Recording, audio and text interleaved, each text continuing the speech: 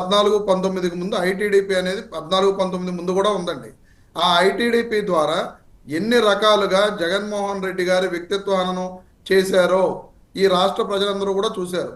చింతకాయల అయ్యన్న పాత్రుడు గారి కొడుకు విజయ్ గారు దాని ద్వారా ఐటీడీపీ అనే దాని ద్వారా ఎన్నో రకాలుగా జగన్మోహన్ రెడ్డి గారు 1,00,000 కోట్లు దోచేశాడు, లేకపోతే జగన్మోహన్ రెడ్డి గారు అక్కడ అవినీతి చేశాడు, ఇక్కడ అవినీతి చేశాడు అని రకరకాలుగా సోషల్ మీడియాలో వీళ్ళు విపరీతమైన ప్రచారం చేసిన సందర్భాలు ఈ రాష్ట్ర ప్రజలందరూ కూడా ఎవరు కూడా మర్చిపోలేదండి. ఇంకా అంతేకాకుండా ఆ రోజున పార్టీ పెట్టిన చిరంజీవి గారి గురించి కూడా వీళ్ళు 2009లో ఆయన పార్టీ పెడితే ఎన్నో రకాలుగా చిరంజీవి గారిని కూడా ఆ సోషల్ మీడియాలో ఐటీడీపీ నుంచి టీడీపీ నుంచి చేసిన అసలు దారుణమైన ట్రోలింగ్ అనేది ఎవరు కూడా చేయలేదండి.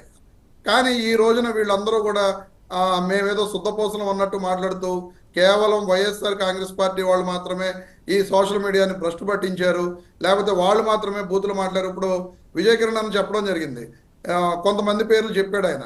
కానీ మహాసేన రాజేష్ గారి గురించి ఈయన చెప్పడు, కిరా కార్పి గురించి ఈయన చెప్పడు, సీమరాజు అని చెప్పి మెడలో మా పార్టీ కండువా వేసుకుని మళ్ళీ జగన్మోహన్ రెడ్డి గారి గురించి బూతులు మాట్లాడుతున్న వ్యక్తి గురించి వీళ్ళు చెప్పరు. వాళ్ళ మీద చర్యలు వీళ్ళు తీసుకోరు. కేవలం YSR Congress party social media మాత్రమే ఏదో దారుణాలు చేస్తున్నట్టు, ఇలాగా బూతులు సోషల్ మీడియాలో ప్రచారం చేస్తున్నట్లుగా వీళ్ళు చెప్పడం అనేది.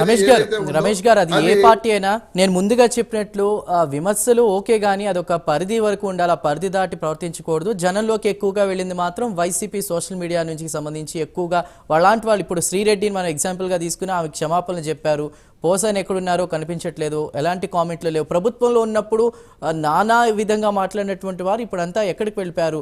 రామ్ గోపాల్ వర్మ కనిపించడం లేదు. అదే చెప్తున్నా, ఇప్పుడు తెలుగుదేశం పార్టీకి ఉన్న బలమైన ఆయుధం ఏంటంటే మీడియా. ఆ మీడియాలో 2 పేపర్లు, 3-4 టీవీ ఛానల్స్ వాళ్ళని విపరీతంగా వెనకేసుకొస్తే వాళ్ళు తప్పు చేసినా సరే అది ఒప్పు అని చెప్పి చూపించడానికి ప్రయత్నం చేస్తాయి. అది ఈ రాష్ట్ర ప్రజలందరికీ తెలుసు. అందరూ కూడా ఆ 2 పేపర్లు కానీ ఆ 3-4 మీడియాలు కానీ తెలుగుదేశం పార్టీకి వంత పడతాయి అనేది అందరికీ తెలుసు. కానీ వైఎస్ఆర్ కాంగ్రెస్ పార్టీకి ఉన్నది ఏకైక ఒకే ఒక మీడియా, సోషల్ మీడియా, అదే సాక్షి పేపరు, టీవీ, మా సోషల్ మీడియా, అంతే. అంతకుమించి మాకేమీ లేవు. కానీ ఈ రాష్ట్ర ప్రజలందరినీ కూడా ఈ మీడియా బలంతో గత 5 సంవత్సరాలుగా వైఎస్ఆర్ కాంగ్రెస్ పార్టీలో ఉన్న ఈ వ్యక్తులు విపరీతమైన ట్రోలింగ్ చేశారని చెప్పి వీళ్ళు ప్రజలందరికీ చూపించడం జరిగింది. వాళ్ళు కూడా అదే విధంగా ట్రోలింగ్ చేశారు, నేనేం చేయలేదని నేనేం చెప్పట్లా. కానీ అదే తెలుగుదేశం పార్టీ వాళ్ళు ఎక్కడన్నా వాళ్ళు చేసిన ఈ రకమైన వ్యవహారాలని ఎక్కడా కూడా చూపించలేం. మేము ఎక్కడైనా చూపిస్తే అది ఓన్లీ కేవలం సాక్షిలో మాత్రమే వచ్చేవి, అవి పెద్ద ప్రచారానికి నోచుకునేవి కాదు. ఈ రకంగా తెలుగుదేశం పార్టీ వాళ్ళు చేసిన ట్రోలింగ్ మరుగున పడింది, మా పార్టీ వాళ్ళు చేసిన మాత్రం విపరీతంగా ప్రచారం జరిగింది. కాబట్టి ఈ రోజున ఈ విధంగా కేవలం YSR Congress party social media మాత్రమే ఈ విధంగా ప్రవర్తించింది. ఈ విధంగా పవన్ కళ్యాణ్ గారిని కానీ, నారా లోకేష్ గారిని కానీ, లేదా చంద్రబాబు నాయుడు గారి కుటుంబాన్ని కానీ ఈ విధంగా తిట్టారు, లేకపోతే ఈ విధంగా వాళ్ళని ఇది చేశారని చెప్పి చెబుతున్నారు.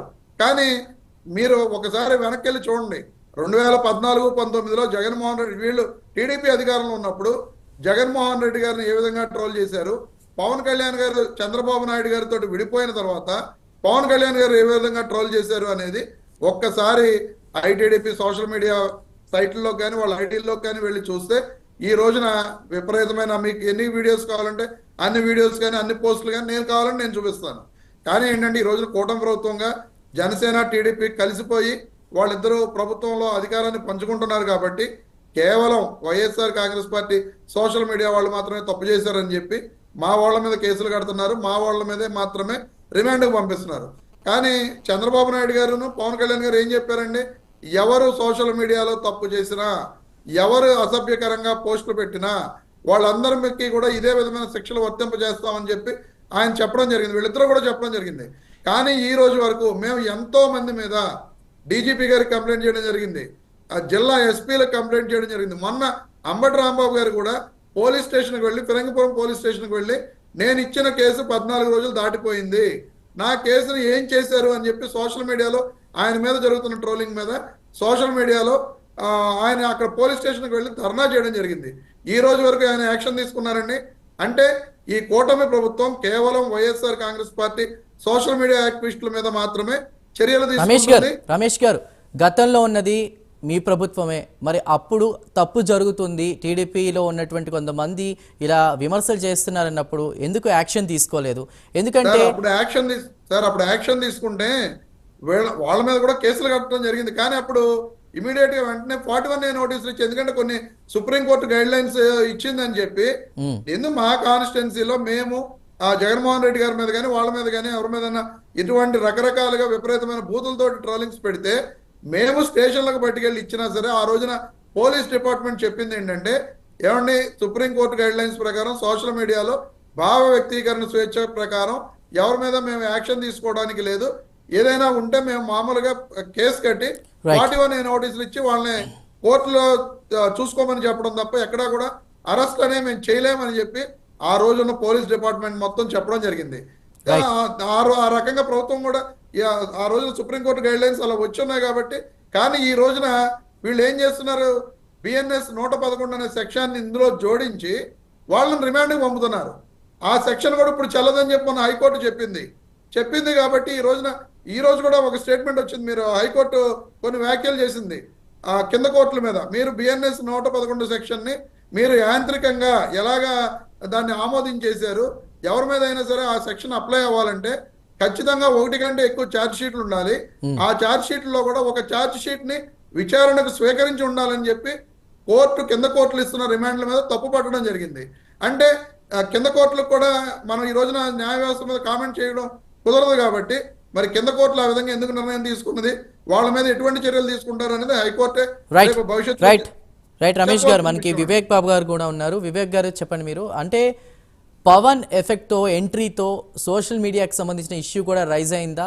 ఏదైతే గత ప్రభుత్వంలో చాలా జుబ్సాకరంగా ఈ విమర్శలు ప్రతి విమర్శలు ఇవన్నీ కూడా ఉండేవి, అలాంటి వాటికి కూడా ఎండ్ కార్డ్ పడిందని అనుకోవచ్చా? జైళ్లకు వెళ్తామేమోనని భయపడి పవన్ ఎఫెక్ట్తో గప్చిప్గా ఉన్నారా? మీరేమంటారు?